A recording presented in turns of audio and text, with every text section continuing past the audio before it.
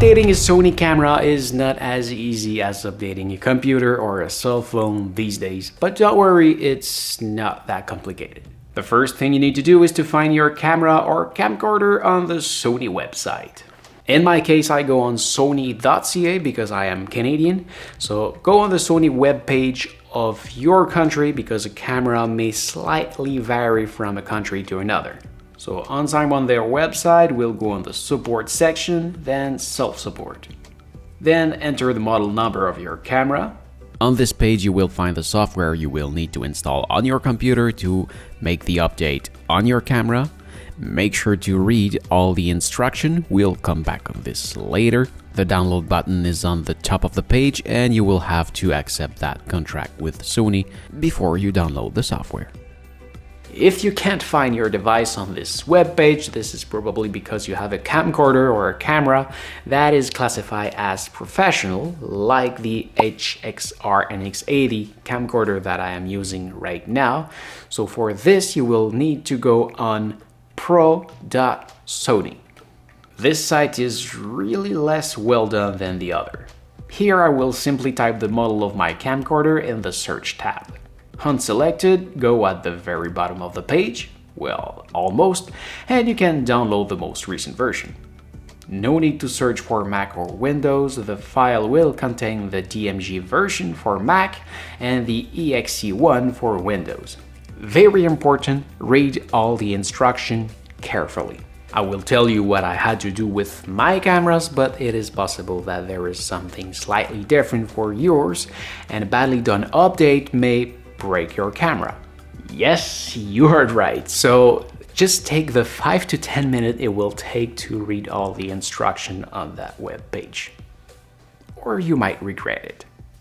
Just read it. In short, what I had to do with my cameras was to make sure that the version of my camera is lower than the one I want to install, which makes sense. So for that, I go into the menu, then at the very end I will find version. So the number you see just right here should be lower than the one you want to install. Then few page before you will find USB connection, we will have to put it on mass storage. Then you need to take out your memory card and make sure you put a full battery in your camera. On my Sony camcorder, it was even required to plug it into the wall. Finally launch the software and, well, a problem. In that case, this was for my Sony RX100 Mark V. I guess I will never be able to make that update with that computer. Today we are in 2020 and the update dates from 2017. And since Apple make major update on their OS since then, they stopped supporting 32 bits applications, so I guess I will never be able to update it with that computer. So in that case, I will have to find an older Mac or just use a Windows computer. For my Sony a7R IV and my NX80 camcorders, the update dates from this year, so everything works fine.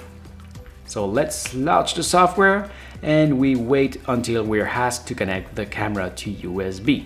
So plug the camera to USB, then turn it on. If you see a message like this on your camera, you can close it. On a Mac, you may be required to go in System Settings, then Privacy to authorize the application. Then follow the instruction on the software. The update should take between 10 to 30 minutes. It is recommended to close all software and do nothing during the update.